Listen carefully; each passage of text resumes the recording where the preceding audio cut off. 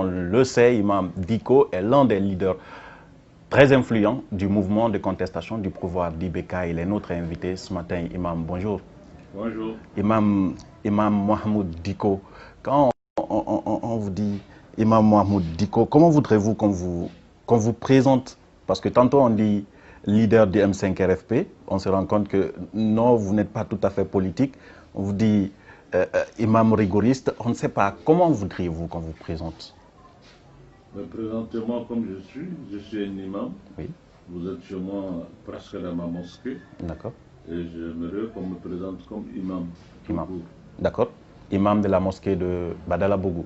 Mosquée Salam de Badalabougou. Imam de la mosquée Salam de Badalabougou. Voilà. C'est très modeste, hein, imam. En même temps, 5 chefs d'État se déplacent pour venir vous voir, simple imam, vous savez. D'accord, imam. Alors, merci de nous avoir accordé cette interview. Pour commencer, vous permettrez que je vous montre une image et juste une question après. Oui.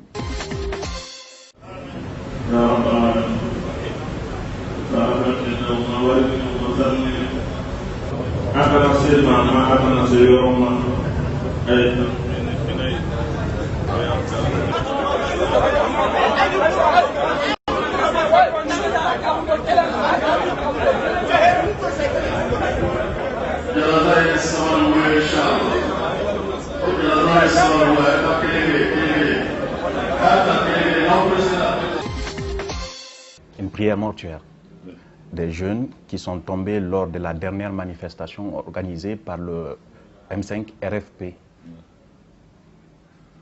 J'ai envie de savoir, en ce moment où vous priez sur ces corps, quel était votre sentiment? Comment vous vous sentiez? Écoutez, si je dois vous parler, je vais vous parler avec beaucoup d'émotion. D'accord. Ces jeunes gens, effectivement, sont morts. Ceux sur lesquels je viens de faire cette prière sont morts devant ma porte. Ici. Sont morts dans ma mosquée. Ce n'est pas de jeunes gens qui étaient même à la manifestation. Okay. Une manifestation à laquelle je n'ai même pas participé physiquement. Okay. C'était vraiment une précision de taille. Le 10 juillet, physiquement, je n'y étais pas. Okay. Et le lendemain, devant ma porte ici, Forsat débarque. C'est ce qu'on dit, Forsat, c'est eux qui savent de quelle force. La Forsat, c'est la force de lutte contre le terrorisme au Mali. Voilà. D'accord. Alors maintenant, ils sont en train de polémiquer là-dessus. Est-ce que c'est Forsat ou pas? Moi, je n'en sais rien. En tout cas, des forces ont débarqué. Ok. J'étais là, assis, au même endroit où vous êtes. On entendait des tirs partout. Okay. Mais les jeunes gens se sont appelés dans le quartier pour dire que ces gens-là, ils viennent pour l'imam, ils veulent l'enlever ou le tuer. Nous allons venir. Tant qu'on ne finit pas de nous exterminer, ils n'arriveront pas à l'imam. D'accord. Les jeunes gens sont venus me demander, imam, tu vas nous suivre, on va te mettre dans un endroit vraiment sûr, à l'abri. D'accord. Je leur ai dit non, je ne peux pas, moi, aller vous laisser ici. C'est pour dire quoi? Je vais rester ici. Si je dois mourir, je mourrai ici, dans ma mosquée. De toute façon, c'est chez vous? Oui. S'il me reste à vivre, je vivrai. D'accord. Donc, quand j'étais là pour prier sur ces jeunes gens, ça me représentait beaucoup de choses. J'ai eu beaucoup d'émotions. Je ne pouvais pas imaginer une seule fois dans ma tête que le président de la République qu'on a fait élire en 2013, nous qui avons transformé nos mosquées pour en faire des QG de campagne pour lui. Le président IBK? IBK. Oui. Parce qu'on croyait en lui. D'accord. Et que ce même IBK, pour de divergences de point de vue, dans un espace, dans un pays qui se dit démocratique, que des forces spéciales peuvent débarquer chez moi pour faucher des vies innocentes. Il faut que je vive ça pour l'accepter, pour voir. Il faut que Dieu me donne longue vie pour moi-même, je vois ça, pour que je puisse vraiment l'intégrer et l'accepter. Sur le corps de ces jeunes, quelles sont les idées qui vous traversaient? Parce que c'était au chaud. J'imagine j'imagine votre peine en train de prier sur des corps, des jeunes qui s'étaient proposés de venir vous défendre, vous mettre à l'abri. Vous direz peut-être que ça aurait pu être vous à leur place. Mais bien sûr, mais moi, si c'était moi, ça va choquer beaucoup de gens. Et moi, j'en serais fier. Si je pouvais, au moment où vous étiez là, devant moi, pouvais moi donner ma vie pour qu'eux se relèvent, pour continuer la vie, parce qu'ils étaient à la fleur de leur vie. C'était des jeunes gens de 17 ans, 18 ans. Ça ne devrait pas arriver donc. Ça ne devrait pas arriver. Vous savez, ce n'est pas des jeunes gens qu'on a trouvés en train de dévaliser des banques. Ils n'étaient pas aussi devant l'édifice public dans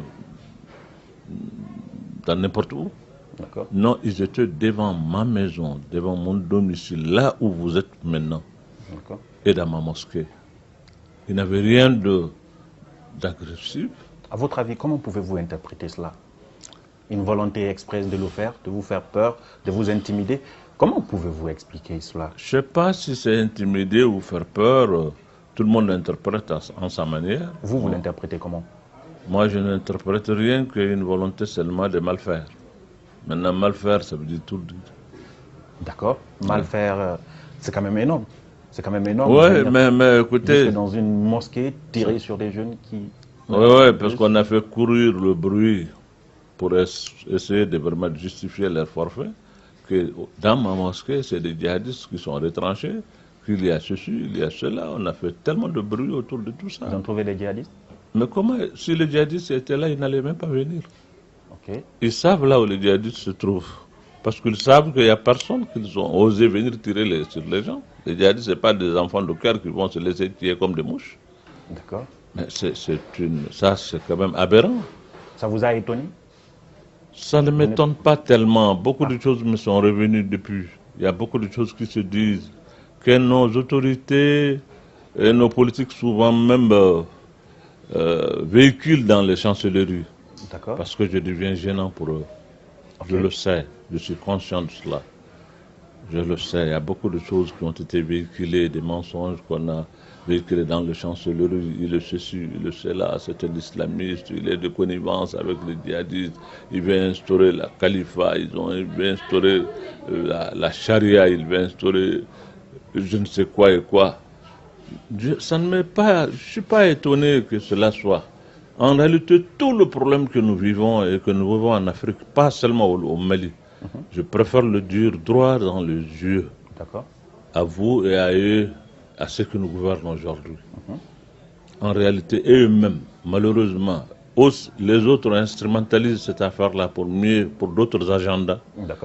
Mais nos politiques aussi instrumentalisent cette affaire-là pour cacher leur insuffisance, leur défaillance, leur incapacité de donner des réponses vraiment aux choses que leurs populations respectives demandent. On arrivera tout à l'heure avec toutes ces images qu'on vous attribue, on vous écoutera largement là-dessus. Mais revenons à ces jeunes, ils sont décédés parce qu'il y a un mouvement de protestation. Parce qu'il y a un refus du pouvoir du président Keïta aujourd'hui au Mali. Si je vous demandais, qu'est-ce qui arrive? Comment en est-on arrivé là pour le pouvoir Keïta? C'est lui qui a presque été plébiscité avec plus de 70%. C'est lui dont l'opposant, le challenger, s'est levé en 2013 pour aller le saluer chez lui, le féliciter parce qu'il a été élu. Comment en est-on arrivé là en 2020? Ben écoutez, cette question, la personne la mieux indiquée pour vous répondre à ma place, c'est bien Keïta. C'est à Ibrahim Boubacar Keïta qu'il fallait vraiment poser cette question. De votre point de vue, voilà. Vous étiez là. Vous avez dit tout à l'heure, vous avez participé à faire de lui président. Donc, si aujourd'hui il est démon, vous avez participé à fabriquer le démon. Ben, c'est ce que je vous dis. D'abord, la question, la personne la mieux indiquée pour laquelle il faut poser cette question, c'est lui, d'abord. Celui que le peuple a plébiscité. Comment se fait-il qu'aujourd'hui, ce même peuple le voit comme un monstre qu'il faut chasser? Ça, c'est à lui qu'il faut poser cette question. Maintenant, de mon point de vue et de ma part, comme vous l'avez, j'ai participé et je n'ai pas eu honte de le dire. C'est pour cela que je me suis arrêté ici, à la place publique. devant le monde entier, prendre l'opinion nationale et internationale à témoin pour demander pardon au peuple malien. J'ai présenté mes excuses et j'ai demandé pardon. Parce que moi, croyais en lui. Pour beaucoup de faits qui se sont passés. Vous savez, M. Keïta a été pendant 6 ans Premier ministre. Effectivement. d'Alpha Omar Konaré. Oui. Il a été pendant 5 ans président de l'Assemblée nationale avec ATT. Et 7 ans aujourd'hui, il est le président de la République. Oui. J'ai eu suffisamment de temps à l'approcher, à le connaître, à le côtoyer, à être avec lui. Nous avons eu des relations souvent en dents dessus, de haut et de bas. Il y a des moments où on ne se comprend pas. On se réconcilie, on va, on vient. Donc je sais de quoi je parle. D'accord. À partir de 2018, je me suis fait une idée. Mon opinion est que cet homme en qui nous avons eu confiance, quelles que soient maintenant les relations ou l'estime que je dois avoir pour lui, parce que c'est quelqu'un avec lequel j'ai partagé beaucoup de choses, oui. Je ne le nie pas. Je ne suis pas moi un ingrat qui dit que non, je ne le connais pas, il n'a rien fait de bon. Non. Il a fait beaucoup de choses, de bonnes choses pour moi, en tant que personne. En tant que personne. Voilà. D'accord. Maintenant, notre problème, ce n'est pas entre moi et lui en tant que personne. Ce n'est pas un problème de personne. De personne. Non. Le problème entre nous, c'est sa gouvernance, sa manière de tenir le pays. Okay. Je ne suis pas satisfait de ça. Je l'ai dit en son temps. J'ai même dit que le problème du Mali aujourd'hui n'est pas un problème d'élection. Si c'est des élections, il a été bien élu, il a été même publicité. Oui. Mais ce n'est pas. En 2012, en 92, du moins, on a fait des élections extraordinaires. On en a fait encore des élections. On a fait encore. Mais le problème est plus profond que les élections. Les élections que nous faisions, et au Mali et ailleurs, je préfère le dire de façon très claire, oui. Sont de faire semblant. On fait semblant de faire des élections, avoir un pouvoir, appeler les autres pour qu'ils nous donnent leur cutus, pour que les gens disent, ouais, l'Union européenne est venue, francophonie est venue, je ne sais pas quoi est venue, mais maintenant c'est bien, il n'y a rien qui entache vraiment. Écoutez, nous devrons sortir de tout ça. C'est une mascarade. Mascarade, c'est un faire semblant, oui. C'est tromper soi-même, tromper son peuple. Oui. Mais ce que j'ai dit l'autre jour, je ne l'ai pas dit au hasard. Okay. Je l'ai dit en connaissance de cause. Dans cette affaire-là, j'ai eu à côtoyer beaucoup de gens, j'ai entendu beaucoup de propos, beaucoup de choses m'ont été dites. D'accord. Par la suite, même des menaces. Je l'ai dit et je le redis encore. Le peuple malien n'est pas un peuple soumis. Ce n'est pas un peuple résigné. C'est un peuple debout. Debout, c'est oui, le peuple de Babemba. La phrase a même fait les gros titres dans les journaux. Mais même si je vous demande, qu'est-ce qui n'a pas fonctionné chez Ibeka? Quelle est la promesse qu'il a faite, qu'il n'a pas tenue, qui vous a choqué, jusqu'à ce que vous preniez publiquement position contre lui et dirigez même un mouvement? Ben écoutez, sors ici, fais un micro-trottoir et demandez aux Maliens. Sur 100, tu auras 95% qui vont te dire rien ne va au Mali. Okay. Et c'est une vérité. Dans le domaine de l'éducation aujourd'hui, mais le Mali c'est zéro dans la sous-région. Dans le domaine sanitaire, on n'en parle pas. Le domaine sécuritaire, c'est extrêmement grave. Moi je vous dis, moi qui vous parle, en 2014, après l'élection d'Ibrahim Boubacar Keïta, je suis parti à Kidal, dans la région de Kidal. Oui. J'étais accompagné du chef coutumier pour aller parler avec tous les chefs de fraction et autres là pour chercher à amener la calmie. C'est le lendemain que le Premier ministre d'alors, qui était Moussa Amara, oui. Est parti me trouver là-bas. Avant qu'il n'aille, nous avons alerté pour dire que la situation n'était pas bonne et que sa venue n'était pas opportune. Il fallait peut-être revoir ça. Okay. Ils ont refusé, ils sont venus. Ce qui s'en est suivi, c'est que c'est le Mali qui est tombé. Ils ont voulu prendre... Plus à Kidal. Ils ont voulu prendre Kidal par la force. Par la force. Et ça n'a pas marché. Et le Mali est tombé. Nous sommes tombés depuis. D'accord. Tombés à tel point que je me rappelle, lors des présentations de vœux, mais je ne me souviens pas de l'année tout de suite, j'ai eu à dire ceci au président de la République et aux Maliens à l'époque. J'ai dit, écoutez, si nous sommes arrivés à cette situation aujourd'hui, où on est en train de négocier à Alger, ça n'aboutit pas, c'est pas pour autre chose, c'est parce que nous avons perdu la guerre. Quand vous perdez une guerre, difficilement vous gagnez les négociations. Il faut qu'on fasse des concessions, qu'on accepte qu'on a perdu la guerre. Je redonne maintenant la main pour rebondir. C'est aussi ça la vie. D'accord. C'était difficile à l'époque d'accepter même de tels propos, mais c'était des vérités. Il fallait vraiment que quelqu'un ait le courage de le dire. D'accord. Aujourd'hui, Donc, oui, allez-y. le Mali est tombé à partir de ça, de 2014. Ok. Le Mali est tombé. C'est tout ce qui a été initié. Est-ce que c'est la faute du président si le Mali est tombé? Parce que de toutes les façons, il a trouvé une situation instable, surtout du Nord. Mais je suis désolé de vous parler comme ça. Et je l'ai entendu souvent dire qu'il n'a pas trouvé un pays. Mais avec tout le respect que je lui dois, c'est le président de la République, c'est quand même mon grand frère. Il y a des propos que je ne veux pas lui adresser. Mon éducation et ma façon de faire ne me permettent pas de dire certaines choses.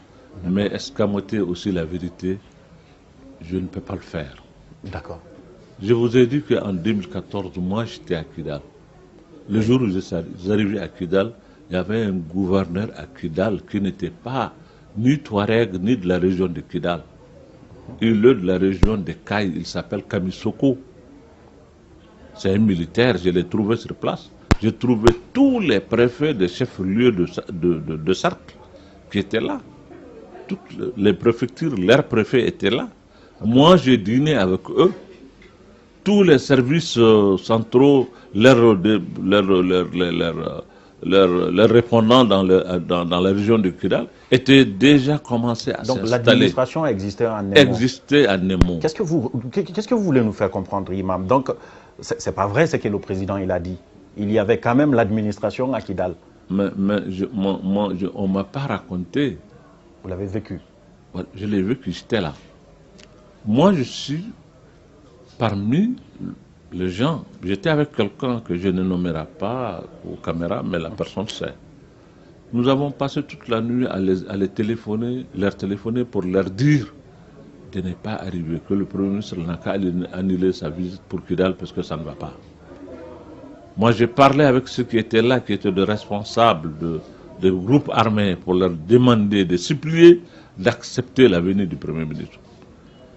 Ils ont d'abord accepté, après c'est eux qui sont venus me voir pour me dire que nous n'avons pas accepté parce que vos gens, ils ne sont pas sérieux. Ils ont amassé beaucoup de troupes, ils veulent aujourd'hui venir envahir Kidal.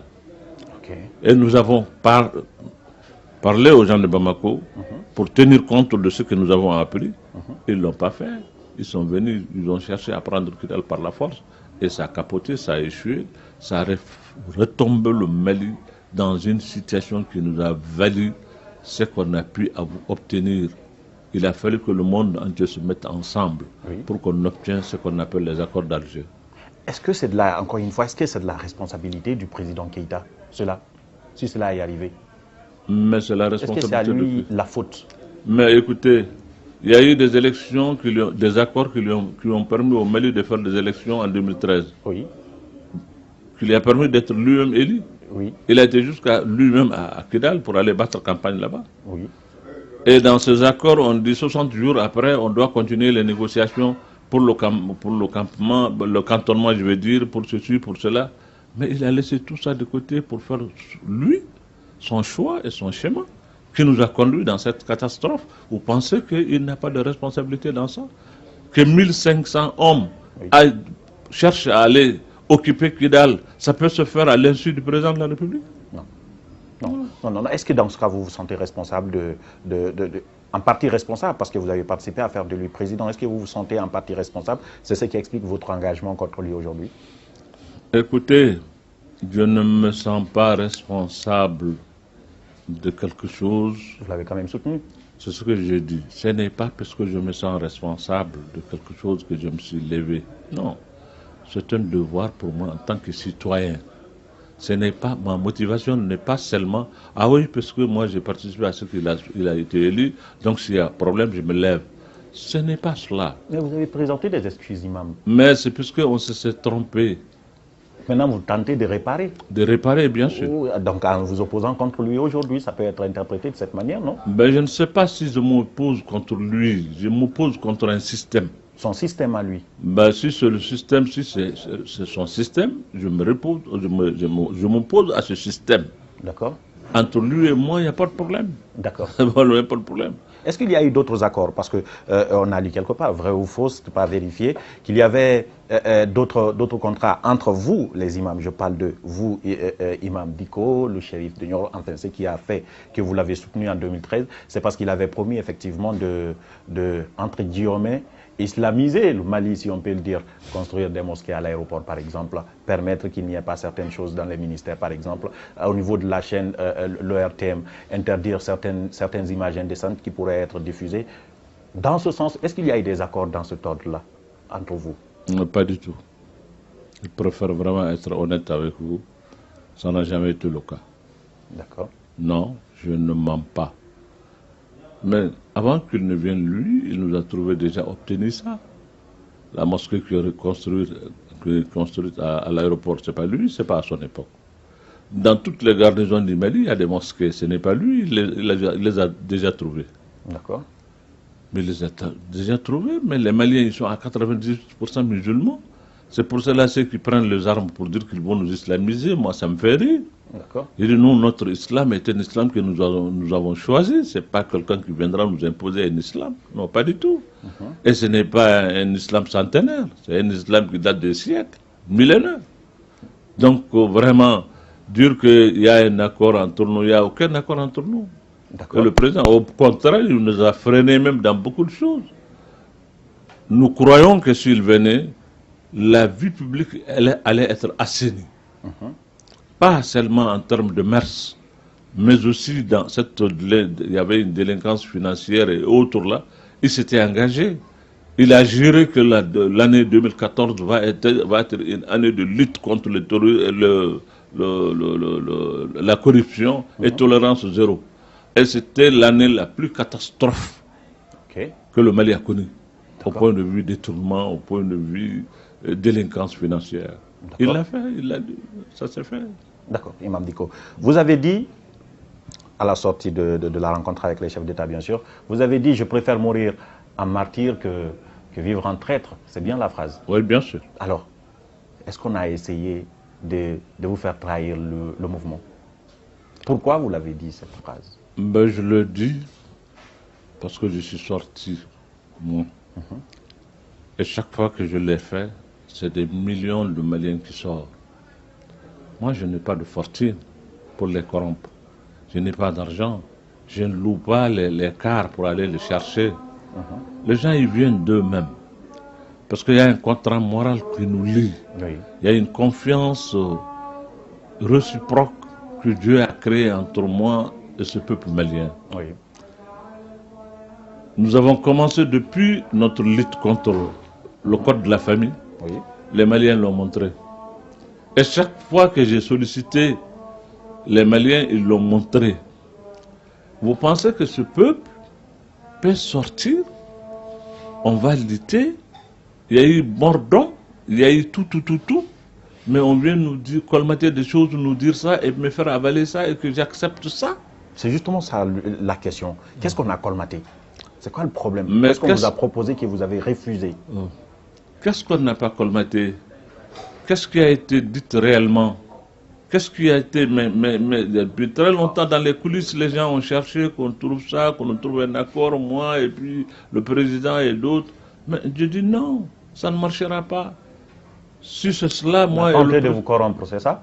Bah écoutez, je ne voulais pas aller dans ce sens. Oui, mais c'est bien cela. Non, bon, vous n'allez pas me faire dire. Je ne vais pas vous faire dire, mais c'est ce que vous pensez, imam. Écoutez, quand on veut vous faire trahir le mouvement en vous proposant des choses, on appelle ça de la corruption, imam. Ben écoutez, moi je ne parle pas comme ça. D'accord. Bon. Peut-être qu'on m'a donné d'autres idées. On m'a offert certaines possibilités de voir la chose autrement. D'accord. Ça peut être sans être corruption au sens là du terme comme vous le pensez. D'accord. Mais pour moi, cela, ça veut dire que je dois nécessairement me débarrasser de la position du peuple et aller ailleurs. Cet ailleurs-là, je ne le connais pas. Je ne sais pas là où je peux, moi, vivre ailleurs aujourd'hui. Nous-mêmes, on ne comprend pas, imam. Qu'est-ce qu'on vous a proposé concrètement? L'ailleurs, là, c'est quoi? Mais ailleurs, c'est... En politique? Non. Quoi? Ailleurs, c'est-à-dire que vous pouvez faire votre vie en vous vraiment... En ne devenant plus imam. Non, vous êtes imam, mais vous vous mettez à l'abri de tout ça, vous ne parlez plus, bon, tout ça, ça peut être... Donc je vais encore interpréter, parce que vous ne voulez pas le dire, voilà. Non, je n'interprète rien, non, c'est moi, je vais essayer d'interpréter. Maintenant, n'interprétez pas, laissez-moi finir. Oui, vous allez finir, imam, mais la partie, il faut que j'insiste là-dessus. Ailleurs, on va vous mettre à l'abri pour que vous n'ayez plus besoin de rien, on va vous faire taire. C'est ce qu'ils ont proposé. Mais me faire taire, c'est mal me connaître. Mais justement, vous l'avez refusé, je suis d'accord. Voilà. Mais on a quand même essayé, à travers des propositions. Bon, ça, c'est vous qui le commente maintenant, moi je ne dirai rien Imam Dicko, par rapport à ça. Je l'accepte. Mais c'est mal me connaître. Oui. Et je pense même que c'est mal connaître le peuple malien. Que vous n'ayez plus besoin de rien, on va vous faire taire. C'est ce qu'ils ont proposé. Mais me faire taire, c'est mal me connaître. Mais justement, vous l'avez refusé, je suis d'accord. Voilà. Mais on a quand même essayé, à travers des propositions. Bon, ça, c'est vous qui le commente maintenant, moi je ne dirai rien Imam Dicko, par rapport à ça. Je l'accepte. Mais c'est mal me connaître. Oui. Et je pense même que c'est mal connaître le peuple malien. Et souvent, même les peuples de la sous-région. Mais cette sous-région, c'est un peuple, c'est des peuples résistants. Ailleurs, les gens ont été, avec tout le respect que j'ai pour tout le reste de l'Afrique, l'Afrique a été toujours une Afrique résistante, mais il y a des endroits où, pour que le colonisateur s'installe, il a fallu des batailles. Comme au Mali. Comme au Mali, comme en Guinée, comme ailleurs. Il y a des marabouts qui, nos devanciers, qu'on a pris, on a fait exiler, comme Cheikh Ahmed Mamba, comme Cheikh Ahmed Hamaoullah et d'autres personnes. Mais ça veut dire que nous sommes un peuple résistant. On n'est pas un peuple soumis. Et ça, il faut que les gens le comprennent. Ceux qui pensent qu'aujourd'hui, pour la démocratisation mal conçue et mal orientée qu'on nous a donnée, qui a embourbé le peuple, qui nous a mis dans une situation où on ne sait même plus où est-ce qu'on donne la tête, parce que c'est ce qu'on nous a fait. La démocratie est une bonne chose. Ce n'est même pas un don que l'Occident nous donne. Moi, je refuse même cela. Qu'ils pensent que c'est eux qui nous donnent la démocratie et disons, l'état de droit. L'état de droit n'est pas une propriété privée, la démocratie n'est pas une propriété privée, non. C'est quelque chose que le monde entier, ça nous appartient tous. Ça dépend seulement de l'usage que vous en faites. Ce n'est pas quelque chose qui appartient à eux. C'est à eux, un moment, la force, ils sont venus nous coloniser comme ils veulent, ils nous ont traités comme ils veulent. Aujourd'hui, la liberté aussi, c'est pour eux. Maintenant, ils nous en donnent. On nous dit, voilà ce qu'il faut être pour que vous soyez des démocrates, vous soyez... Mais écoutez, vous allez m'irriter pour que je parle. Je fais le serment d'être modéré, d'être chose. Sinon, vous allez me faire parler. Ceux qui pensent ça, ils se l'airent. Nous ne sommes pas un peuple soumis. Nous ne prendrons pas la démocratie comme l'aumône. Non, pas du tout. C'est vous-même qui faites la démocratie, Absolument. votre propre démocratie. Absolument. Il faut que les Africains acceptent cela. Maintenant, c'est un cri de cœur que je lance à toute l'Afrique. Que la démocratie, ce n'est pas l'aumône qu'on nous donne. Et il faut nécessairement qu'on refuse l'aumône. Que nous fassions la démocratie parce que l'état de droit, c'est notre droit. Nous sommes des hommes libres. Pourquoi insulter le génie africain à tel point que tout ce que nous devrons faire, c'est les autres qui doivent nous dire voilà ce qu'il faut faire, voilà ce qu'il ne faut pas faire, voilà ça c'est bon, maintenant ce n'est pas bon, vous avez élu votre... Ah oui, oui, nous acceptons, on félicite, donc c'est légal, ce n'est pas légal. CEDEAO. Bon, écoutez... bien évidemment, bon, moi, la CEDEAO, parce que c'est le point d'achoppement, peut-être je poserai la question là-dessus, avant vous savez, donc, ça m'a irrité. Vous savez, c'est dans l'hymne national du Mali. Il est dit quelque part, Sakaf Samaloé, en Bamana. Sakaf Samaloé. Voilà. Sakaf Samaloé. Vivre en martyr vaut mieux que de vivre en traître. C'est exactement ce que ça veut dire. Mais les gens n'ont pas interprété jusqu'à ce niveau. Jusqu'à ce niveau. Mais ça a cap ça malheureux. Et ça, c'est quelque chose qui est connu dans notre milieu, tout le monde le dit. Mais je reprends ce que mes dévanciers autres ont dit. Voilà, qui l'ont déjà dit en Guinée et ailleurs, et pour lequel je suis tellement d'accord. Je suis un imam, c'est vrai. Un imam ne peut pas être, vous êtes un idiot, et que vous ne devrez pas réfléchir. Et votre pays, on doit faire tout ce qu'on veut et vous ne dites rien. Même le grand héros qui glorifie toute l'Afrique aujourd'hui, il est d'abord imam. L'Almami Samori Touré, il s'appelle Almami. Oui. Voilà. Almami, ça veut dire quoi? Imam. Imam. Oui. Oui. Il est imam. Ça ne lui a pas empêché de défendre l'honneur et la dignité de l'Afrique. Vous pensez que je suis imam, ça doit m'handicaper moi? Non, ça doit vous limiter dans la mosquée, imam. Normalement. Mais je vais vous poser des questions là-dessus. Vous allez me faire parler, et encore une fois, et puis me mettre dans...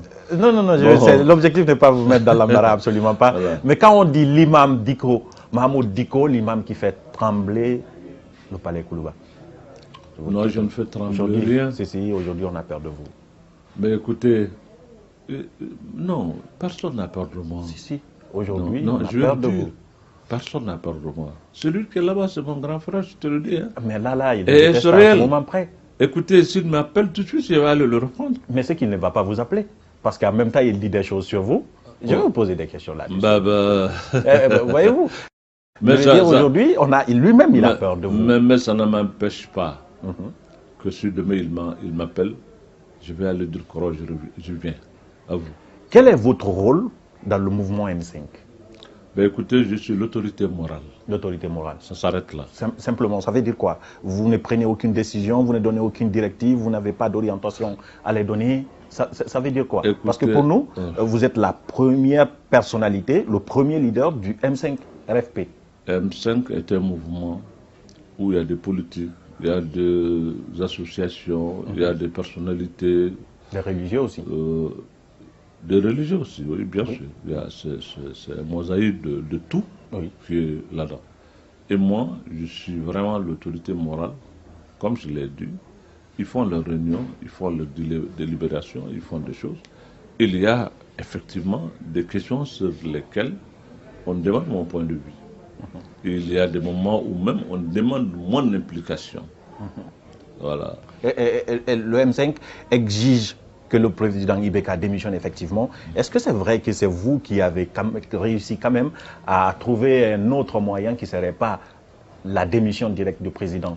Je parlais du mémorandum qui avait été élaboré par après. Absolument affirmatif. Pourquoi vous ne voulez pas qu'Ibeka parte alors qu'il est responsable de tout ce qui arrive? Je crois que de mon point de vue, de mon analyse, ce ne serait pas une bonne chose pour le Mali. La démission du président Ibeka. La démission du président dans ces conditions. Je pense que, pour moi, dans ma façon de voir les choses, je ne sais pas comment ça va évoluer après, je n'en sais rien. Mais en tout cas, jusqu'à une date récente, je pensais, moi, que ce n'est pas la bonne position. Aujourd'hui, à ce niveau, après les tueries, après tout ce qui s'est passé jusque-là, est-ce que vous pensez toujours qu'il ne doit pas démissionner, le président Ibeka? C'est celui seul qui peut juger de cela. Mais moi, de mon point de vue, je pense que malgré tout, nous devrons trouver un moyen de nous entendre autour du Mali pour lui permettre vraiment de terminer son mandat, mais dans de bonnes conditions où on va reprendre le Mali en main et faire des élections qui ne vont plus nous amener dans des contestations. Est-ce qu'on peut parler dans ce cas de divergences entre vous et les leaders du RFP qui demandent que le président Ibeka parte? Je parle par exemple du mouvement de M. Sissoko, qui d'ailleurs a refusé de signer à un moment donné parce que lui, il est radical là-dessus. Oui. Ibeka, c'est le mal, il doit partir. Oui, moi je comprends sa position. Ce n'est pas une divergence, c'est une façon de voir les choses. C'est pour cela que j'aime toujours à rappeler aux gens que je suis un imam. D'accord. Voilà, il y a des moments politiques. Voilà, je suis un imam, il y a des moments où moi j'ai eu le privilège d'être 11 ans président du Haut Conseil islamique du Mali. Justement. La première association islamique maire du Mali, qui est l'association malienne pour l'unité et le progrès de l'islam. J'ai fait 20 ans, je suis secrétaire général. Même actuellement, même présentement, je suis le premier vice-président de cette association maire. Voilà. Et présentement, je suis le directeur général de la radio islamique du Mali. D'accord. Même actuellement. Ça n'a pas changé encore. C'est pour vous dire que j'ai moi-même participé à beaucoup de négociations, beaucoup de médiations pour calmer la situation au Mali. Entre le syndicat et le gouvernement, entre des tierces personnes, dans les mosquées, partout en République du Mali, je me suis déplacé pour aller chercher à réconcilier. Oui, effectivement. Et ça nous a étonné d'ailleurs que vous, qui avez toujours été médiateur dans les crises, vous devenez aujourd'hui une partie prenante dans la crise au Mali. Je ne suis pas... moi, je ne vois pas la chose comme ça. C'est pour cela que je vous ai dit, quand les griots, les femmes, les notabilités, les gens, tout le monde est venu me voir, je me suis senti dans l'obligation quand même de respecter la tradition, la culture, la façon de faire de notre pays. Et je voulais que le M5 partage ça avec moi. Nous ne pouvons pas rester sur une seule position. Je leur demande vraiment de céder. La décision du président aujourd'hui n'est pas opportune. Et avec la communauté internationale, ça va nous mettre dans une situation difficile. Ce n'est pas, il ne faut pas le chercher, ce n'est pas bon. Et c'est ce qui risque, ce qui est en train d'arriver.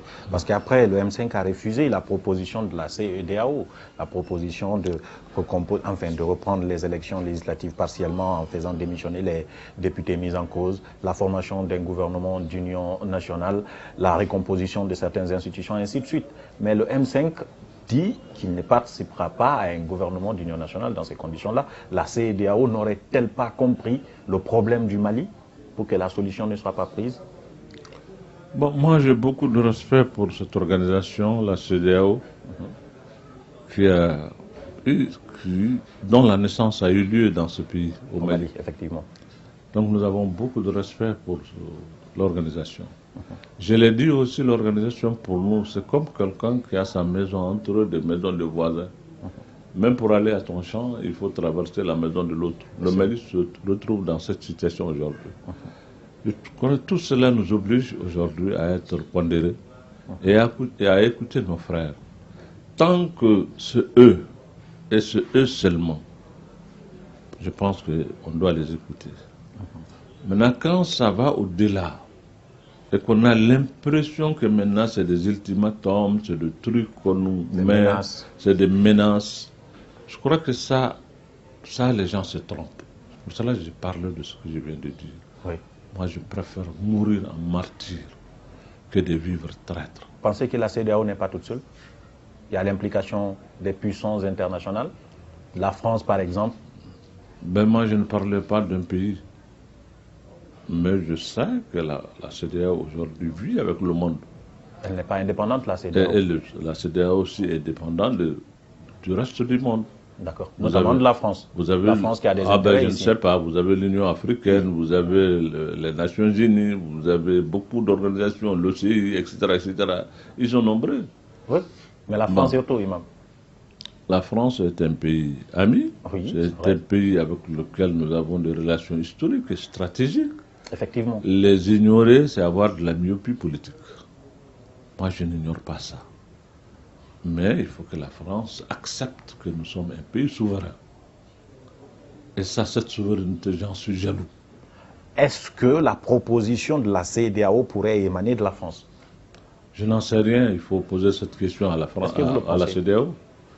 Quand vous dites que la CEDEAO, quand vous pensez que la CEDEAO elle n'est pas indépendante, ben ça veut dire, est-ce que ces décisions, est-ce que vous pensez que dans le reste du monde, il n'y a que la France qui peut influencer la CEDEAO? Parce que la France a quand même assez de militaires et parfois qui meurent sur le sol malien. Ça veut dire que la France a des intérêts. L'une des revendications du M5-RFP d'ailleurs, c'est le fait que la France veuille maintenir IBK au pouvoir parce que IBK défend mieux les intérêts français sur le sol français. Mais sur ce plan, la France se trompe dans ce cas. Ok. Je pense aussi à quelqu'un qui menace vraiment les intérêts des Français, c'est ceux qui gouvernent mal dans ce pays. Parce que c'est cette mauvaise gouvernance qui irrite le peuple. Et nos autorités, ils profitent de ça d'ailleurs pour s'abriter derrière ça et faire croire aux Français, non, non, non, non, les Dicko là, les chuchus là, c'est eux là qui jouent la carte anti-française, etc., etc. Ils veulent... Non, moi je pense réellement que nos dirigeants cachent leur carence et leur faiblesse derrière tous ces arguments fallacieux pour essayer de tromper l'opinion internationale. Et la France n'a pas intérêt à comprendre ça comme ça. Vous pouvez, je le dis, je le retiens. Moi, je suis un individu, ma vie ne coûte rien. Peut-être si je meurs demain, il y aura des millions de Dicko dans le pays. Mais ce que je tenais à dire, ceux pour lesquels on m'a diabolisé, on m'a qualifié de je ne sais pas quoi et quoi, je dis ce qui est au fond de moi. Je pense vraiment, même la lutte qu'on est en train de mener contre le djihadisme, on se trompe de la manière dont il faut mener cette lutte. Vous ne pouvez pas mener une lutte dans un pays au nom d'un peuple qui n'est pas impliqué dans cette lutte. Et vous ne pouvez pas la gagner. Pas possible. D'accord. Vous ne pouvez pas la gagner. Et nos dirigeants, c'est ce qu'ils font.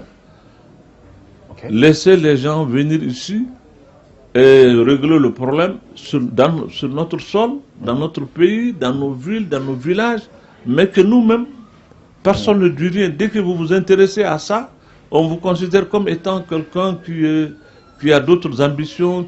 Non. Justement, parlons d'ambition, Imam. Est-ce que vous avez des ambitions politiques?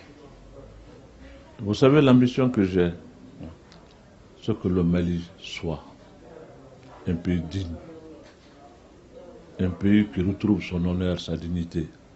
C'est la seule ambition que j'ai. Oui, ça peut passer par vous, dirigeants politiques. Ça peut passer par moi pour la lutte que je mène, mais pas pour être demain à Koulouba comme les gens le pensent. D'accord. Donc c'est vous savez, il y a beaucoup de gens qui ont lutté pour ce pays, qui n'ont pas été à Koulouba. Il y a beaucoup de gens qui ont donné leur vie, qui n'ont pas été des présidents.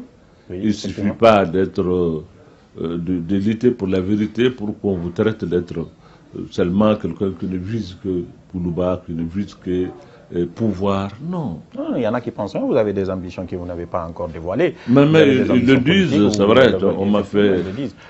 on dit que vous êtes maintenant au chômage, ce qui n'est pas faux, parce que vous avez été 11 ans responsable de l'institution islamique, effectivement, et que depuis maintenant, vous n'êtes plus dans les... Vous n'êtes plus dans rien. Écoutez, ceux qui pensent que j'étais dans le chômage, ils ne connaissent pas. Moi, là où j'étais là, mais je ne percevais pas un franc. Ok. Président du Haut Conseil, je n'avais pas de salaire. Ok. Va aller leur demander, c'est un travail bénévole. Effectivement, mais au moins c'était par l'État. Aujourd'hui, vous n'êtes dans aucune institution. Mais je vais vous dire tout simplement, je veux que vous m'entendiez et que vous écoutez ça bien. Je le dis, c'est dans un média que je suis en train de le dire. Vous savez, au Haut Conseil, j'étais là-bas jusqu'à quitter, je n'ai pas reçu une seule fois une subvention de l'État malien. Ok. Et moi, je n'avais pas de salaire.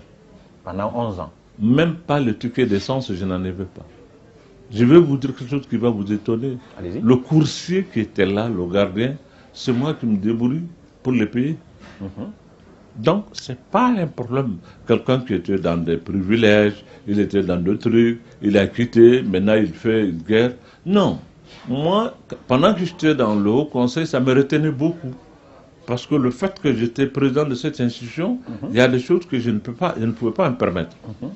J'avais quand même un devoir de réserve par rapport à beaucoup de situations. Effectivement. Parce que le Haut Conseil, il faut qu'on se comprenne. Quand nous avons conçu le Haut Conseil et que le gouvernement a accepté que le Haut Conseil soit, il y a des choses, de garde-fous que nous avons mis pour que le Haut Conseil ne soit pas un instrument de l'État. D'accord. Ce n'est pas une nomination. On ne désigne, ce n'est pas l'État qui désigne le président du Haut Conseil. C'est la communauté musulmane qui se réunit dans toutes ses composantes pour faire un congrès, pour élire le président du Haut Conseil islamique. Ah, ok. Et le Haut Conseil joue le rôle d'interface. Ce n'est pas un instrument du gouvernement qui doit forcément jouer seulement la position du gouvernement. C'est ça l'erreur qui arrive à certains. Parce que cette lecture qu'ils ont de la chose, le gouvernement a toléré, a accepté qu'il y ait un instrument. Parce qu'après la démocratisation du système et l'ouverture et le multipartisme, il y a eu des multitudes et des centaines, voire même des milliers d'associations islamiques. Okay. Donc il fallait trouver un organe fédérateur qui va jouer le rôle d'interface entre l'État et la communauté musulmane, pour que les interlocuteurs ne soient pas multiples. L'idée vient de là-bas, parce qu'on pense qu'à travers le Haut Conseil, vous avez bénéficié du soutien des pays du Golfe, par exemple l'Arabie Saoudite, qui vous finance et qui voudrait d'ailleurs que vous créiez cet État islamique au Mali. Imam Dicko, vous arrivez, ça vous fait rire? Mais ça me fait rire. Hein. Pourquoi ça vous fait rire? Ça me fait rire parce que je pense réellement, je l'ai écouté, j'ai vu même des articles dans des journaux que je respectais beaucoup, comme Jeune Afrique, qui dit que moi j'ai beaucoup de réseaux, que j'ai des réseaux dans les pays du Golfe, que dans... C'est faux. Mais écoutez, ça m'a fait rire tellement qu'il y a des pays qu'il a cités, je n'ai jamais mis pied. D'accord.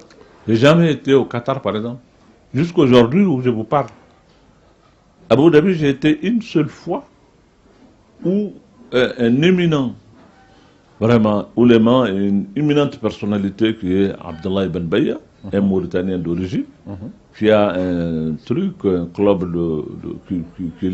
qui milite pour la paix et le dialogue entre les différentes religions. Il fait des colloques. Il m'a invité une seule fois, j'ai été, sinon je n'ai jamais vu les Émirats arabes. En Arabie Saoudite, j'y étais, mais allez-y demander aux Saoudiens dans quelle année ils m'ont financé, dans quoi. Mais nous sommes dans un monde où tout ce qui se fait, c'est ça. Oui. Moi, je n'ai même pas de compte bancaire. À Bamako, on va voir toutes les banques, tu n'auras pas dans une seule banque, là où il y a le compte bancaire de M. Dicko. Moi, je vis comme tu me vois. Si j'ai 500 000 aujourd'hui, je mets ça dans ma poche, je mange, le reste, je donne aux pauvres. Je partage ça avec eux. Je suis né comme ça, j'ai trouvé ça comme ça. Je suis fils d'imam, petit-fils d'imam, je ne connais que ça. Mais la création de l'organisation CEMAS ne facilite pas aussi les choses. Parce que coïncidence, c'est quand vous quittez le Haut Conseil que des jeunes se réunissent, proches de vous se réunissent pour se réclamer de votre idée. Et que pourtant, ce sont des jeunes politiques qui ont envie d'être des députés, des ministres, et ainsi de suite. La CEMAS, quel est votre rapport avec la CEMAS? Écoutez, si je vous le dis, ça va vous faire rire. Okay. Parce que difficilement vous puissiez me croire. Pardon. Et beaucoup de gens ne me croient pas quand je parle. Parce qu'ils ne peuvent pas comprendre certaines choses. Allez-y, on va essayer. Il y a des coïncidences, il y a des choses qui se font. Ça ne peut pas se comprendre. Je vais révéler quelque chose qui est un secret aujourd'hui. Mais les acteurs vivent. Je ne voulais pas le dire dans les médias, a fortiori les médias étrangers. Mais je suis obligé par honnêteté pour le dire.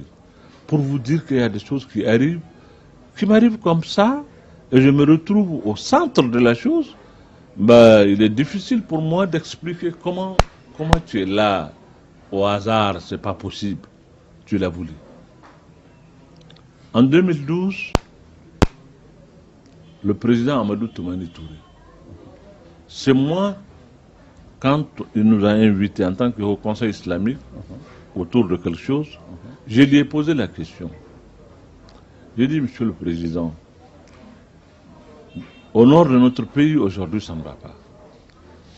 D'habitude, les rébellions, ils ont de revendications d'ordre politique, économique, mais maintenant, on parle même de religion. Okay. mais qu'est-ce que tu en penses? Nous sommes l'organe qui est là, qui parle au nom de la religion. Qu'est-ce qu'on peut faire dans ça? Ok. Celui qui m'a répondu, il est vivant, hein, il est à Bamako encore. Oui. Le Voilà. président ATT. Absolument, il est vivant. Il m'a dit, tu sais, toute cette affaire-là, ça tourne autour d'un homme. J'ai dit, mais il est qui cet homme? Il m'a dit, c'est Iyad. Agali. Oui. Ok. Il a dit, mais Iyad, président, vous le connaissez? Vous avez fait de lui-même un vice-consul. Il était votre collaborateur. On le connaît tous. Il était là, sa maison est là, ses frères sont là, tout le monde est là. On se connaît tous. Pourquoi on ne cherche pas ce monsieur-là à l'attraper et parler avec lui pour lui dire qu'il est en train de nous amener dans une aventure sans issue? Qu'on lui parle. Maintenant qu'il parle de l'islam, nous, on peut lui parler. Parce que moi, quand je le connaissais, il n'avait rien d'islam. Voilà. D'accord.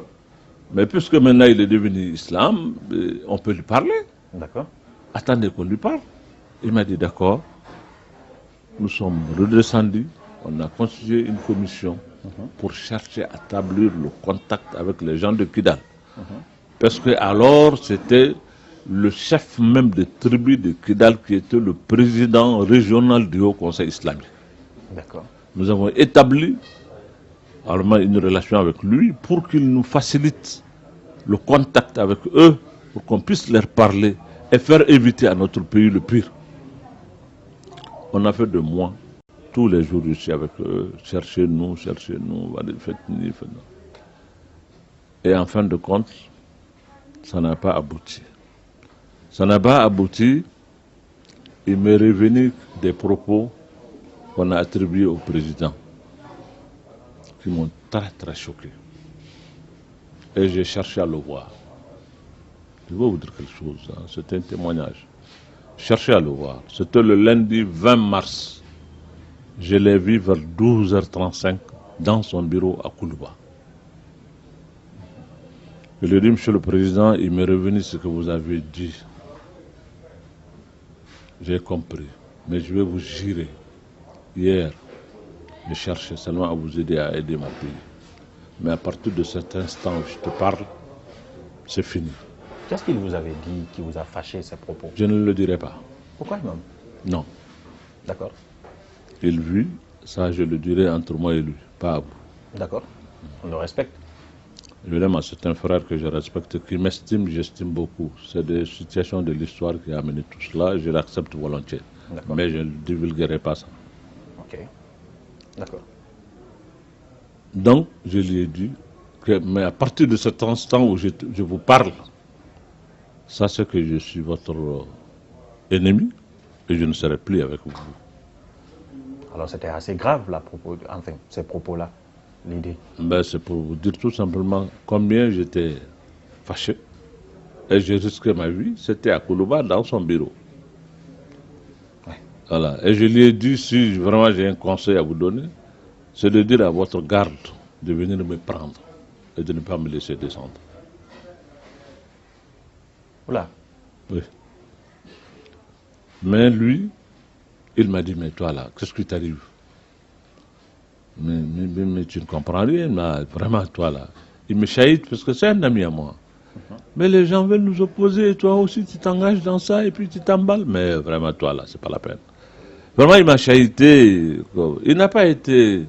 J'ai été très agressif envers lui, mais il n'a pas répondu. Je dois le reconnaître aujourd'hui. C'est un homme humble. ATT. Je le reconnais ça jusqu'aujourd'hui. Ses propos, je l'ai tenu dans son bureau, en face de lui. Il aurait été quelqu'un d'autre, il allait chercher à me faire disparaître, mais il ne l'a pas fait. Ça, je n'oublierai jamais ça. Je retiens ça au fond de moi. D'accord. Voilà. En plus de l'avoir pardonné pour la vie de ce que j'avais appris. D'accord. Finalement, c'était lui ou c'était pas lui? Qu'il soit lui ou que ce n'est pas lui, en Vous tout n'avez pas cas, cherché à savoir. je n'ai pas cherché à savoir, mais je lui ai pardonné pour la vie. Donc c'était lui? Ben, je ne sais pas. Imam. Voilà. Mais c'est pour vous dire tout simplement Oui. la grandeur dont il a fait montre. Oui. Pendant que moi, religieux, j'étais en colère. D'accord. Après, j'ai réalisé tout ça, parce que l'honnêteté veut qu'on accepte certaines choses. J'ai vu en lui quelqu'un d'une grandeur d'âme. Voilà. J'ai été l'agressé presque à son bureau à Koulouba, là où il exerce son pouvoir. Il avait tous les pouvoirs avec lui ce jour-là. Mais malheureusement, ce qui s'est passé, c'est que 2 jours après, il y a eu le coup d'État.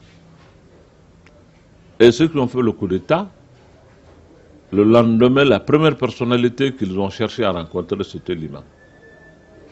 Donc tu fais le lien. Oui. Voilà. Donc, Facilement. c'est pas facile. Et moi, je sais que je n'étais rien dans ce coup d'État. Mais pour quelqu'un, pour ATT ou son entourage, à qui j'ai tenu de tels propos, et que le lendemain, il y ait un coup d'État comme ça, comment il pourrait comprendre que l'imam n'y est pas pour quelque chose? Donc c'est cette coïncidence, la même chose avec la CEMAS. Aujourd'hui, si on peut résumer, ce sont les dernières questions que je vous pose là. Si on peut résumer, vous n'avez pas de réseau avec les terroristes, vous ne cherchez pas à construire un État islamique au Mali, vous ne cherchez pas de pouvoir politique et vous n'avez pas d'ambition d'être ni président, ni premier ministre, ni responsable d'une institution. Vous êtes un imam dans votre mosquée à Badalabougou. Et je resterai imam, Inch'Allah. J'ai bien interprété toutes vos intentions. Wallah. Je suis moi, imam, fils d'imam, petit-fils d'imam, arrière-petit-fils d'imam. Je demanderai à Dieu de mourir imam. Imam pour Dieu, pas imam des autorités ou imam de tout. Non, imam pour Dieu et pour ces pauvres meurtris qui vivent cette situation dans nos pays. Pour terminer, imam, quand vous entendez un président de la République dans un sommet, quand vous rapportez des propos d'un président de la République dans un sommet qui vous dit sommet des chefs d'État, qui dit Imam Dicko, il a des intentions voilées, c'est ce qu'on vient de comprendre maintenant. Donc ses intentions sont comprises. Il veut provoquer une transition qu'il veut conduire lui-même afin d'ouvrir la porte à un État islamique au Mali. Donc ne l'acceptez pas. C'est facile, non? Bon, je suis vraiment désolé. Je l'ai dit, je ne voulais pas commenter ses propos. Mais quand c'est un chef d'État qui le dit? Écoutez, je lui laisse l'entière responsabilité de ses propos. Je ne les commente pas. Je le considère hier comme aujourd'hui comme un grand frère et je le tiens comme ça. Ses propos, c'est l'histoire qui nous donnera le reste. Le président Alassane Ouattara a dit à sa suite qu'on aime bien la CEDEAO. Je pense qu'il vous a paraphrasé parce que c'est vous qui avez dit que vous voudriez une CEDEAO des peuples, pas une CEDEAO des présidents de la République. Je ne me trompe pas. Oui, bien sûr. Le président Alassane Ouattara dit donc, nous sommes une CEDEAO du peuple, mais nous n'aimons pas le désordre. Mais le désordre, qui aime le désordre? Moi, les protestateurs. J'ai beaucoup de respect pour Alassane Ouattara, c'est un grand homme. Je le reconnais. Avant qu'il ne soit président de la République, il a été d'abord quelqu'un qui a exercé de hautes fonctions au nom de l'Afrique. Ensuite, dans son pays, il a fait quelque chose d'extraordinaire. Donc j'ai beaucoup de respect pour lui, vraiment.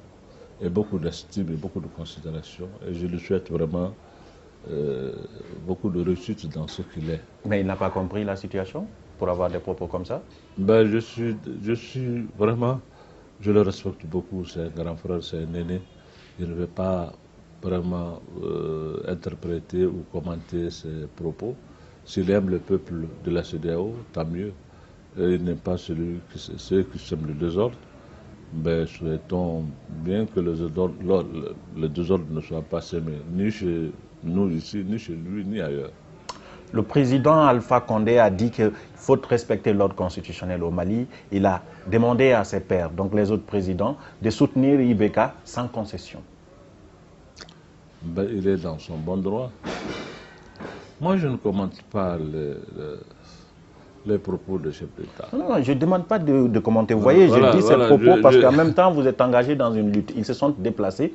C'est quand même pour vous que 5 chefs d'État sont venus. Bon, pas pour vous personnellement, vous allez me dire, pour le peuple malien. 5 chefs d'État sont venus ensemble dans la crise malienne. Donc, quand vous entendez des interprétations, ou plutôt dans leur discussion entre eux, est-ce que vous vous dites qu'ils n'ont pas compris du tout?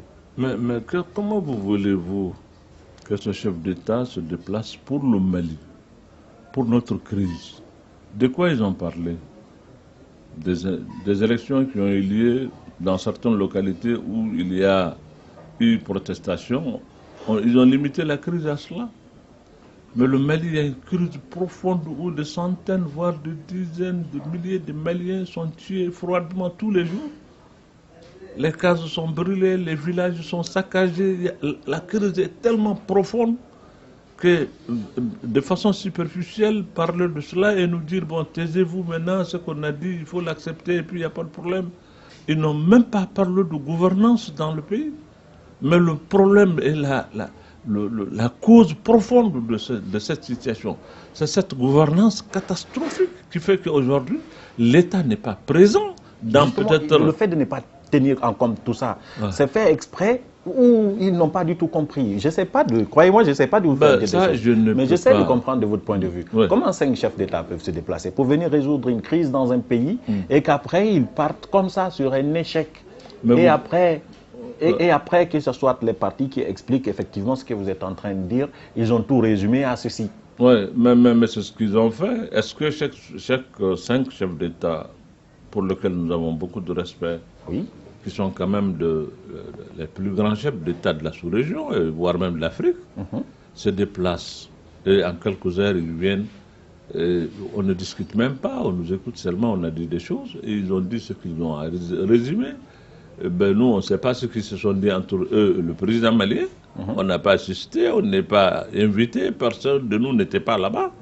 Ils ont parlé entre eux, après ils sont venus, ils nous ont dit, bon, voilà, voilà, voilà. Et puis, mais est-ce que vous pensez que ça, c'était la bonne manière de résoudre un problème? C'est vrai que les chefs d'État ont d'autres choses à faire que de venir vraiment s'asseoir ici, polémiquer avec nous, avec tout. Non, non, non, pas du tout. Mais je pense réellement que ce qui a donné lieu d'ailleurs à toute cette contestation de résultats et autres là, ça démontre à suffisance le désordre et tout ce que ça...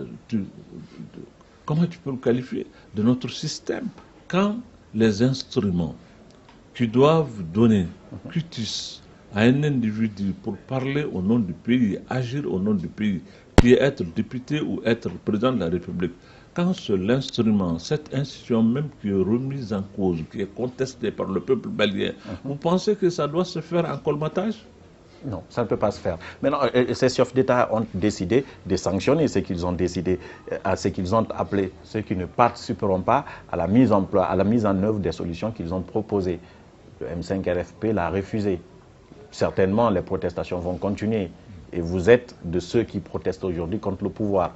Indirectement, on pourrait dire, vous pourrez faire objet de sanctions de la part de la CEDEAO. Sanctions de quoi? Ben, on ne sait pas, peut-être on peut vous interdire d'entrer dans votre mosquée. Mais en dehors de ça, je ne vois pas vraiment en quoi on peut... Puisque moi, je n'ai pas... D'abord, je vous ai dit, moi, je n'ai pas d'avoir qu'il faut aller geler. Je n'en ai même pas à Bamako. Je n'ai même pas de compte bancaire. Vous l'avez dit, oui. Donc, je n'ai aucun avoir que quelqu'un peut geler, à moins qu'on aille chercher les bétails que mon père m'a laissés. En brousse, là, on me dit de ne plus les traire et boire le lait. D'accord. Ou bien, je ne sais pas, sinon, de ne pas voyager. Donc, rien ne vous inquiète? Bon, voyager, moi, je ne voyage même pas. Je n'ai jamais demandé de visa pour aller ni en France, ni aux États-Unis, ni ailleurs. Mais vous pourrez venir en Guinée? En Guinée, mais si Alpha Condé ne veut pas que j'aille en Guinée, bon, je vais rester à Kourémali, il n'y a pas de problème. Ce n'est pas un problème. Imam Dicko, donc une dernière question, ça sera une question géopolitique. Est-ce que vous pensez que la mauvaise résolution de la crise malienne peut avoir des répercussions sur d'autres pays de la sous-région? Je peux parler de la Côte d'Ivoire, pays voisins, la Guinée et ainsi de suite. C'est pourquoi la CEDEAO a l'obligation de trouver une solution consensuelle. Moi, je salue en réalité, malgré tout, l'engagement de la CEDEAO, que j'ai beaucoup apprécié, que j'ai beaucoup aimé. Et je salue encore une fois à travers votre micro ces grands chefs d'État qui sont venus au chevet du Mali. Ça dénote combien vraiment le Mali, ce que nous disons, c'est la réalité. C'est le Mali qui avait dit, pour l'unité africaine, nous sommes prêts à céder une partie ou la totalité de notre souveraineté, pourvu que l'unité africaine soit une réalité. Ça fait partie de nos devises, ça fait partie de ce que nous avions. On nous les a enseignés, inculqués. L'imam est un élève coranique, mais j'ai eu quand même la chance de connaître un peu dans ce qui se passe dans mon pays. Oui. Donc je le sais. Et je sais combien nous sommes liés, nos différents peuples. Et nous sommes les mêmes peuples. Tout ce qui arrive chez nous, certes, aura des répercussions dans leurs différents pays. Ça, Ok. je ne doute même pas. Aujourd'hui, je ne le souhaite pas que ça dégénère dans nos pays. Mais vous savez, la cause principale de tout ce qui peut venir émane de quoi? Je le dis, je le redis, j'ai rencontré les Nations Unies, l'Union africaine, l'Union européenne, je ne sais pas, tout le monde. Je leur ai dit, tout cela a pour cause la mauvaise gouvernance. Ok. Tant que la gouvernance dans nos différents pays ne s'améliore pas, nous ne pouvons gagner aucun combat. Le combat contre le terrorisme, le combat contre le djihadisme, ça ne se gagne pas seulement avec les armées. C'est les peuples qui peuvent faire gagner ce combat. Okay. Et quand le peuple et les dirigeants sont en porte-à-faux, vous ne pouvez ni gagner la bataille du développement, ni la bataille de la sécurité, ni plus rien, parce qu'aujourd'hui, tous ces peuples-là sont en porte-à-faux avec leurs dirigeants. C'est ça la réalité. Oui, effectivement. Voilà. Oui. J'avais dit que c'était la dernière question, mais croyez-moi, c'est peut-être certainement la dernière question. Imam, bien évidemment, l'islam est universel. Moi aussi, effectivement, et on a des imams dans chaque pays. C'est le cas de la Guinée où il y a des manifestations depuis plusieurs mois maintenant, plusieurs années. Le pouvoir du président Condé est parfois contesté par le FNDC. Récemment, après votre sortie, on a reproché au grand imam de Conakry de ne s'être pas impliqué justement d'une autre façon que la façon qu'il a à lui de s'impliquer dans la crise. Donc, on lui reproche des déficits d'engagement dans la résolution justement de cette crise entre les gouvernants et les gouvernés. De votre point de vue, est-ce que c'est un mauvais procès qu'on lui fait? Ou, effectivement, on devrait être des imams 2.0 comme vous, prendre position effectivement sur la philosophie. Écoutez, j'ai beaucoup de respect pour nos imams. Oui. Je ne l'ai pas connu personnellement. Et légèrement approché, il est difficile pour moi de donner un point de vue par rapport à sa personne. Qu'on souffre vraiment de ne pas vraiment me prononcer sur ça. D'accord. Alors de façon universelle, vous pensez que les hommes religieux doivent aujourd'hui faire mieux que de se contenter de diriger des prières dans les églises ou dans les mosquées? Ben écoutez, moi je me réfère sur un hadith du prophète de l'islam. Sauf que je le dise parce que je suis un imam. Oui. On me qualifie de ce qu'on veut, ça c'est leur droit. Et moi je sais ce que je suis. Voilà. Ceux qu'on qualifie de rigoristes et autres là, pour eux, moi-même on me qualifie, et même me qualifie autrement. Parce que, moi de mon point de vue, c'est un problème que nous avons en Afrique aujourd'hui. Ce n'est pas avoir une autonomie de pensée pour nous. Les imams. Pas l'imam. Je parle des peuples maliens. Des peuples du moins, d'Afrique même, oui. Si tu veux. Oui. C'est ce déficit d'avoir une autonomie de pensée. Il faut qu'on pense pour nous-mêmes de ce qu'on doit être. Ne jamais laisser les autres penser à notre place. Le problème des religieux et des politiques.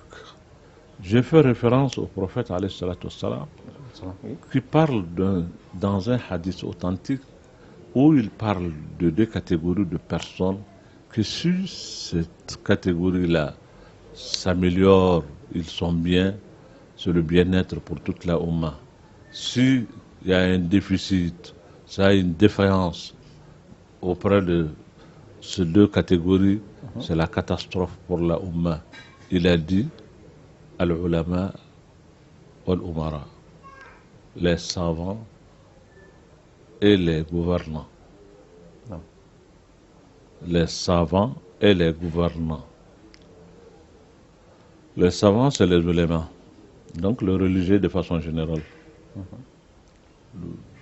Pas forcément religieux qui fait prier les gens. Tout détenteur du savant rentre dans ça. Al-Umara, ce n'est pas seulement les princes qui sont au Golfe ou ailleurs. Okay. Ceux qui ont la charge et la destinée des peuples. Si ces deux-là sont bien, ils se complètent. la Oumma aura le bien-être. Vous savez, les politiques et nous défendons les mêmes peuples. Nous gérons les mêmes peuples. Ceux qui vont à la mosquée, à l'église, c'est eux qui vont aller aussi voter pour le député, le président, et le maire et tout le monde. C'est pas d'autres. Donc, ceux qui dirigent ces mêmes peuples-là, quand ils sont opposés et qu'ils ne parlent pas le même langage, ils ne voient pas vers la même direction pour le bien-être de ce peuple-là. Et l'autre là, il est dans la mosquée, il maudit l'homme politique est dehors, il dit que bon, le religieux là, il est ceci, il est cela, entre nous. Alors que nous avons un bien, nous avons, disons, quelque chose de commun, qui est ces peuples, pour lesquels tous on agit, on pense qu'on cherche leur bien-être d'ici-bas ou l'au-delà. Alors, quand nous-mêmes, ces acteurs, on ne parle pas, on ne va pas vers la même direction, on n'a pas de conseils à donner à ceux qui nous dirigent, pour leur dire attention, les peuples souffrent, puisqu'il y a, nous pensons qu'il faut faire comme ça, il faut faire comme ça. Et qu'eux, à leur tour, nous demandent souvent, dans telle chose, nous voulons telle politique. Moi, je me rappelle, on parle de vaccination ou de trucs, souvent, où ils ont des problèmes. Souvent, il faut passer par le religieux pour essayer de... Mais il faut qu'on se parle. Si on ne se parle pas, si on crée le fossé entre nous, le symptôme, c'est-à-dire que l'unisson qu'on doit avoir autour de tout, l'unité, la force, mais on ne peut pas l'avoir, c'est pas possible. Moi, je rentre dans la mosquée, mes premières cibles sont les politiques. C'est des menteurs, c'est des voleurs, c'est de ceci, c'est de cela. Je le dis à ces mêmes gens qui demain soir, le député va les appeler, c'est le chef du village, il offre telle chose, on peut on dit que non, là ça va pas. On déchire le peuple, on le désoriente, ils ne savent même plus qu'est-ce qu'il faut faire. Et ça, c'est grave. Et c'est pour cela, je pense, sans être nous-mêmes les acteurs politiques, une complémentarité et une complicité est aujourd'hui nécessaire pour éveiller nos concitoyens. Pour que les gens sachent que payer son impôt, c'est un devoir citoyen. Mais il est même un devoir religieux. Qu'être d'accord pour qu'un dispensaire ou un hôpital soit construit dans un endroit qu'on vaccine nos enfants, que c'est un devoir citoyen, mais c'est aussi un devoir religieux parce que ces enfants-là doivent être en bonne santé. Mais si on ne se parle pas, on ne se complète pas, comment voulez-vous que les choses se comprennent? Mais moi, ce que les gens disent, non, il faut laisser ce qui appartient à Dieu, ce qui appartient à César, appartient à César. Mais ça, c'est d'autres conceptions. Pour moi, rien n'appartient à César, tout appartient à Dieu. Effectivement. Voilà. Le rôle, peut-être pour une petite truc, le rôle, c'est que on peut, les imams, comme vous d'ailleurs, vous pouvez vous contenter de donner des conseils ou sur le minbar, dire ce que vous voulez, parce que là-bas, ça vous appartient. Mais ce que vous êtes impliqué, on vous a vu dans des manifestations. Nous, chez nous, par exemple, en Guinée ou dans d'autres pays, on ne voit pas les imams dans des manifestations, ils se retirent. Donc, il manque d'implication. Est-ce qu'il n'y a pas de fondement pour... Écoutez, si vous restez dans les mosquées, personne ne vous trouve là-bas. D'accord. Mais vous pensez que les députés sont restés dans leur QG seulement? Ils sortent pour nous rentrer chez les imams pour demander leur implication? Pourquoi eux, ils viennent à nous? Parce qu'ils ont besoin de vous. Les présidents, ils rentrent chez les religieux, ils s'agenouillent pour rentrer là-bas quand ils ont besoin de nous. Ce n'est pas leur lieu de travail. Non, absolument. Mais pourquoi si nous, on vit ailleurs, ça devient un problème? Mais quand même, on nous prend pour qui? Quand même. La fin de cette émission. Merci de bon, assalamu alaikum. Mais peut-être que c'est la dernière phase de l'émission. Peut-être qu'il y a un sujet qu'on n'a pas abordé ou pas du tout abordé, ou une adresse que vous avez envie de faire. En 30 secondes, vous regardez la caméra et vous dites ce que vous pensez. Non, ce que je dis, c'est de saluer d'abord le peuple frère de la Guinée et tous les peuples africains. Et qu'encore une fois, on doit prendre conscience que notre destin n'appartient qu'à nous. Et c'est vraiment penser que les gens Moi, souffrez que je le dise comme ça. Je sais, ça va faire grincer beaucoup de dents, mais je préfère le dire. Les Africains, souvent, on a une naïveté, c'est de penser que des marchands d'armes et les gens qui, au gré de l'arme, ont imposé leur suprématie, viendront nous offrir, nous, ici, la paix et la stabilité. C'est cela. Voilà, aujourd'hui, vous n'aurez que ce que vous-même, vous allez chercher. Il faut que les Africains acceptent de se battre, de se sacrifier. On ne peut rien retrouver dans cette vie-là si on ne se bat pas. Salam alaikum. Alaykoum salam. Derrière les caméras, il y avait Amara Alexis là, il y a Alassane Diallo. Imam, j'avais envie de vous demander où est Soumaïla. Est-ce que vous savez où est Soumaïla? Ben, si je le savais, j'allais le chercher. Voilà. Non, on se retrouve dans un autre numéro. Au revoir.